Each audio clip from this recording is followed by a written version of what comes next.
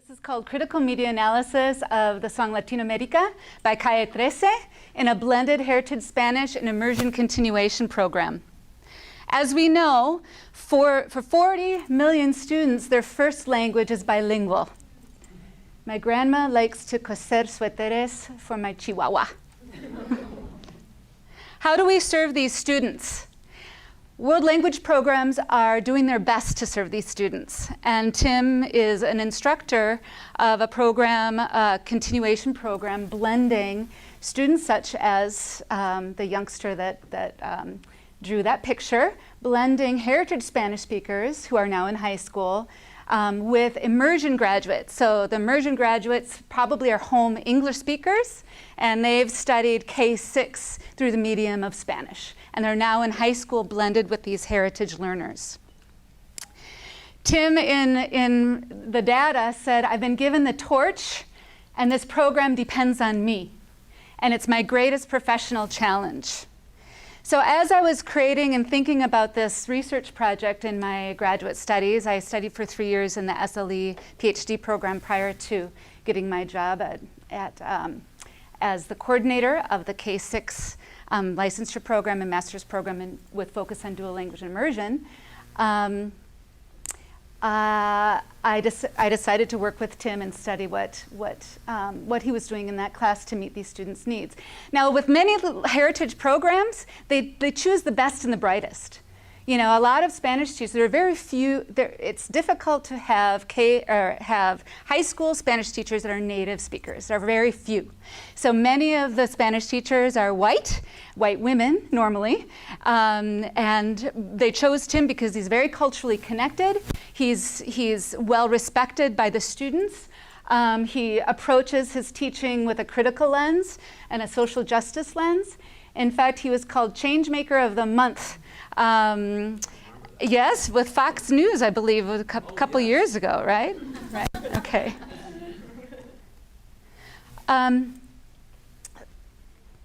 The literature shows us that these continuation programs are not meeting students' needs. And our heritage students are frustrated, and they often are dropping out of programs, as well as the immersion students as well. The literature says the teachers are inadequately trained. The content's uninteresting. There's a lack of correspondence between teachers' teaching methods and students' needs. There's disorientation and frustration on the part of teachers and learners. Would you say that's true, Tim? But the problem lies, it's very complicated, but part of the problem is these world language programs are designed for home English speakers, right? Spanish ones, colors and numbers and AR verbs, right? And kindergartners, and heritage speakers are using a wide range of grammar as they enter these programs. We are testing, taking a half point off for accents. We're taking a half point off for misspellings, right? And so these students walk in saying, I know Spanish, my family speaks Spanish, my identity is connected to Spanish. But the red pen just every day is making them feel like crummy, like they don't belong here. And our textbooks only superficially highlight the literature and the history and the contributions of our heritage Spanish speakers. The literature says we must do a critical examination of the pedagogy and the instructional materials for heritage learners. And that's what we tried to do. And my suggestion is, based on the success of our program, is we have to revive the sea of connections from the ACTFL World Readiness Standards, right? The C is connections to academic content. And what Tim did is he linked his world language instruction to the literacy standards. Furthermore, we must reimagine the C, the culture C, and not focus our attention on the culture out there, but the cultures, the assets, the funds of knowledge of our students. Typically, we're trained, as world language teachers, we're trained to think of the immersion, the target language culture out there. The truth is we have a gold mine in our classes. Furthermore, student identities should be affirmed as they participate academically. And that's no easy feat, to integrate student identities into academic study. And of course, as a language teacher, integrate that language-focused instruction as well. And so, as shown in the title of this presentation, I suggest we add a 6th C. ACTFL suggests 5 Cs: communities, communication, cultures, connections, and comparisons that direct and guide our instruction. I would add critical consciousness. And that's what Tim and I tried to do. What we did is we took, it's not unusual, how many of you folks listen to a song or two in your world language classes? Yeah, you might watch the video, and it was a kind of a fun Friday thing, right? We made that the content for our instruction, connecting grammar instruction with cultural integration and academic content. The content was framed by the lyrics in the video of Calle Latinoamérica, and we did also focus on form, conjunctions with subjunctive, present indicative, and infinitive. We will not be focusing on that today. Part 1. Together, we did a whole class critical media analysis of the Latinoamérica video, and we'll watch that in a second. Part 2, we conducted a critical discourse analysis of the lyrics tied to the literacy standard, focusing on personification and metaphor, lots of it in those lyrics. And the part 3, students chose a song of their own, and they conducted a media analysis of that song. We will just be looking at 1 and very little at 2 because we have very little time. And again, this is for another day. And I have a feeling that the room won't be this full. Okay, so our students cracked the code. We looked at the video Latinoamérica, and we asked the students, think of the lens, think of the video producer. As you watch the video, what is his or her interest and point of view? How is he or she trying to influence us and our thinking, right? And what modes does he or she use in the video to influence our thinking and to send a message? Power. Whose story is left out? Whose story is forefronted? And you folks as watchers, as viewers, what's your social interest as you view it? Think about that. And as a result of viewing this video, are you transformed in any way? And how might others out there be transformed? Okay? So what I'd like you to do at this time, could I have 3 helpers, please? Take out a pen or a pencil, and we're going to watch the video. And I'd like you to think about the following.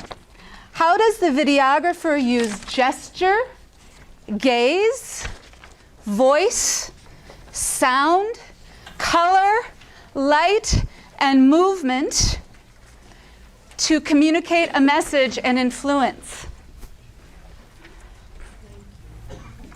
Who is forefronted? What cultures are forefronted?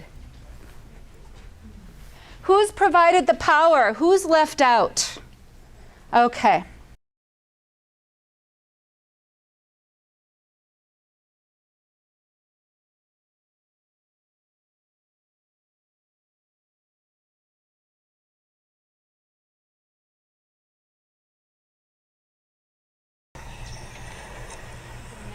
Joy it was to work with that song over and over and over again. So what caught your attention with gaze and movement, or gaze and gesture? Anybody? How did the videographer use gaze? It's a direct gaze. Yes. And so we asked our students, who is a videographer communicating to, right? Voice and sound.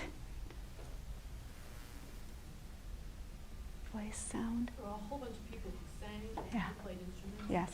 So there were just the 2 musicians who ostensibly at the radio station were supporting the song, but there were also 2 women who sang. And Yes. There was a young boy playing a Yes. kapa, and a lot of people participated. Did you notice the beating heart? What was the instrument that was matched with the beating heart?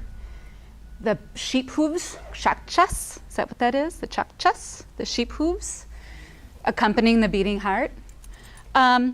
Language, how about language? There was Portuguese and Spanish. Portuguese, Spanish. Okay. And that was about a 90-minute conversation.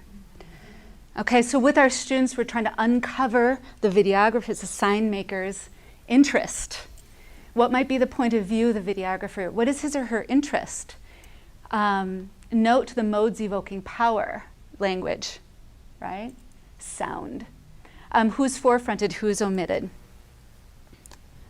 Tim asked, did the modes remind you of an experience in your life? This is powerful. Tim does this magically. It's just natural for him. What did this video remind you of? What did these images remind you of? A student stood up, a student who doesn't normally participate. He walked to the front of the room. The smell of the sea, the salt in the air, and the smell of the dead fish. After that, another young man walked up. When I went to Mexico, each pueblo has it's like state fair y food in the stands. Cuando fui a México, cada pueblo tiene sus state fair y comida en los stands. A communication of this transnational, right, identity. 2 in a row, bam, bam.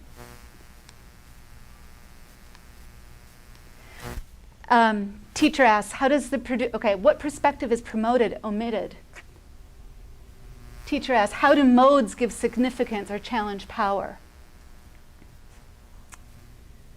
Okay, the student says he definitely helped to raise the voices of all Latin America. The chakchas give feeling of life and movement, an Incan rhythm, and the chakchas are an Incan rhythm instrument made of pieces of sheep hooves. Students noted the wheelchair, the boats were all moving to the right, forming their own trajectories. Mexico, the scent of the sea, the dead fish, and there was food and salt in the air. One gal said, the plazas and markets in Spain where people do their shopping. It reminded of me of when I went to Mexico. Each pueblo has its state fair and food in those stands. So this activity beautifully affirmed these identities of these students in a really powerful way. Cultures and family histories were legitimated as resources, echoing funds of knowledge, and a third space emerged. So where knowledge of the first space of home, culture, and community merged with the formal discourses of school, right, which created a third space. Part 2, critical discourse analysis of the lyrics. We aligned it with the literacy standard. Students will determine the meaning of words or phrases, including figurative and connotative meanings. One lyric is, "Tú no puedes comprar mi vida." You can't buy my life. Quite possibly, this was the example I used. They could represent this lyric by a bottle of water that people buy as a result of drought, right? You can't buy my, but at the same time, it's causing the drought. You can't buy my life. So Michelle talked about her lyric, I am what they left behind, which to me demonstrates some intertextuality with verses of the Bible. I am, right? I am the leftovers from what they stole. And this is what she drew. Mexico with these little drops, or these little pieces here. And she says, when the United States conquered it, conditioned by the Treaty Guadalupe de Hidalgo, what is left to us is no more than a piece. And what she's referring to is this was Mexico, But after the 1848 Guadalupe de Hidalgo, which most of the immersion students, the kids probably didn't know what that was or may not have, right? This is what was left.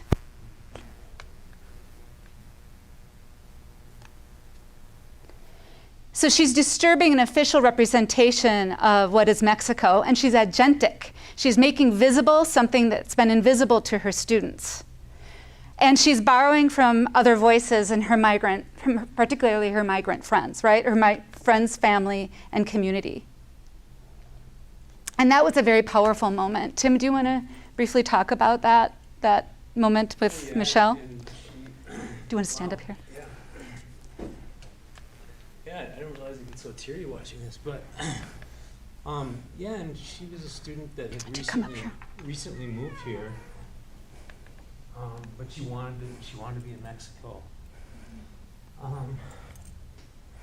think about a lot of our students are in this situation,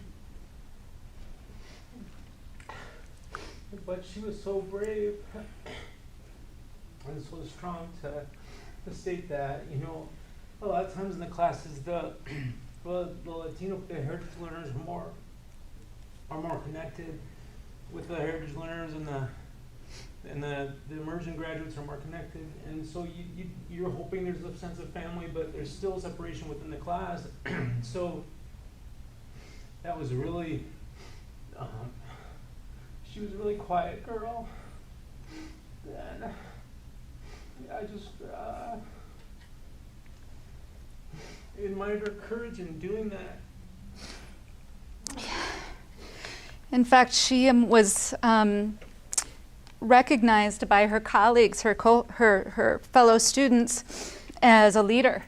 And soon after that, she was invited to travel to do a study in the southern part of the country on immigration. And she became a student leader in the school, supporting other migrants and migrant families. And she texted me one day after her trip came back, and Kress asks, how has the sign maker been transformed? So Kress talks about, okay, then she's a sign maker too, with Mexico in pieces. And how does a sign maker get transformed, right? And afterwards, she texted me, she said, Stephanie, the truth is it was a beautiful experience studying immigration and challenges of migrants. And I have some things I'd like to talk with you about. I now was the equal. Actually, no, she was up here. I have some things I'd like to talk to you about that your students should be aware of, right? What a transformation, right? And thanks to your work, Tim, my guess is this is happening over and over and over again. And the courage of youngsters like Michelle, right? So I'm encouraging all of us to support our candidates and support our future teachers to add a 6C. And for us as teacher educators to take the time to explore how we can weave in a 6C into academic content in a way that illuminates and student identities and helps them shine. So thank you very much for coming. I know that people need to go early, and that's fine, but Tim and I will stick around and answer some questions. I presented a little poster in Granada, Spain, and it talks about this research project. And if you folks have interest in looking at the poster, I can also email it to you, but it provides a little bit more of the theoretical grounding to the project, and a few more details that were missed today. Any questions? Yes, sir. What was the length of time that you spent with this unit? About 6 90-minute periods. Mm-hmm. So 3 parts: the video analysis, the lyric analysis looking at personification and metaphor, and then the subjunctive integration, right? Part of the research project was looking at how students engaged with this critical media analysis, but also how it improved their grammar accuracy as well. But that's a little less interesting. About 6 days, right, Tim? Yeah. Mhm.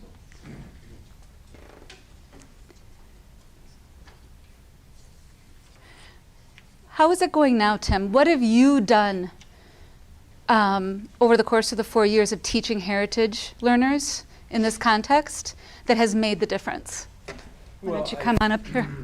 Pose in front of our slide. Yeah, I tell I'm an emotional guy. Well, my wife, you know, now I feel really comfortable teaching the class. My wife told me when I started teaching the group 4 years ago, I literally came home in tears. I said, me? You know, me? But now I just feel like what I learned, one thing is I studied in Mexico in Guanajuato for a couple weeks to get better as a teacher with heritage learners, and the guy, my instructor told me, he said, never tell them they're wrong, because they're not. They're not wrong. If they say, tenemos cosas como los state fair, you know, that's not wrong. And so that was really, really helpful to say, hey, you know, here we are all, including myself, here to perfect our knowledge of academic Spanish, but we're also going to use informal Spanish, and we're going to kind of navigate both of those waters. And with grammar, you know, kids, they tend to feel dumb quickly when we study grammar, and so I figured out ways to introduce grammar to them that's kind of reverse. I have them demonstrate for me that they already know how to use the imperfect tense, even though they might not know what it's called. And then I said, okay, you know what you just did there, and I'll put some examples up. You're using the imperfect tense, you know, rather than starting out and say, okay, put these verbs into the imperfect. And so I've learned how to help them feel smarter in grammar. I've learned how to, you know, like, I've learned to not say you're wrong. It's just that there's another way to say this in a more academic way. And always tap into the home fund of knowledge, constantly, every day tap into what they already know and their stories, and weaving in whatever we're studying, right now it's the environment, into kind of what they already know, and tons of expansion of vocabulary, research, debates, a lot of independent work. The less I'm talking, the more they're learning. But no, it's a real joy. It's awesome. You know, and you feel like your work is so important, because it might be, when they get together in that class, it's a family reunion, because they're not together in other classes. So, yeah, so I feel so comfortable now, and I love that I feel comfortable, because I was like, I know I can figure this out, but it took a long time. I was just freaked out. I was like, yeah, I know it looks on paper like I should be teaching this class, but there weren't a lot of resources, and there still aren't. And so I had to, you know, try a lot of new stuff. Thankfully, you're always in tune with the best practices, and so I could run things by her and say, does this make any sense? And she's like, yeah, sure, about half of it does. No, that's not true. So, yeah. Well, it's situated in a CIS class, right? That has very, very rich, right? But superficial, sometimes superficial engagement with culture, and Well, sometimes. The first class Yeah. I taught, reading that little paragraph about Ricky Martin, you know. It's like, okay, vamos a leer.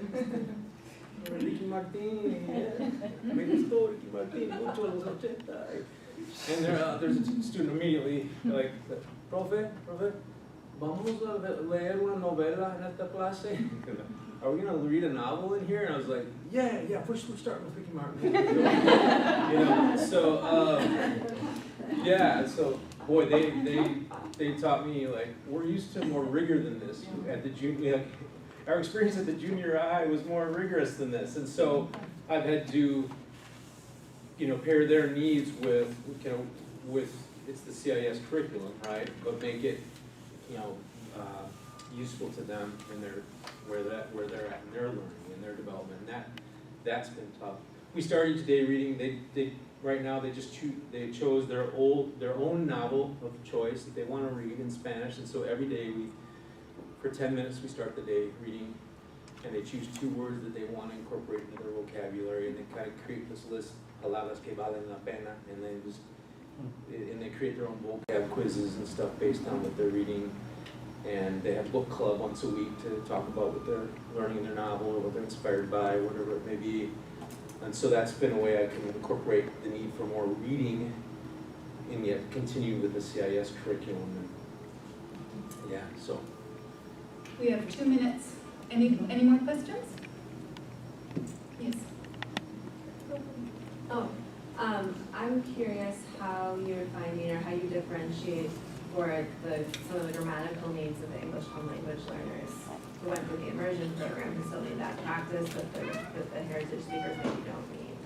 Have you found ways to teach some of those things without boring the heritage speakers? Yeah, I'm still a work in progress with that. We were just, but it's interesting because it seems that almost all my students have pretty significant grammar refresh needs, especially when it comes to subjunctive,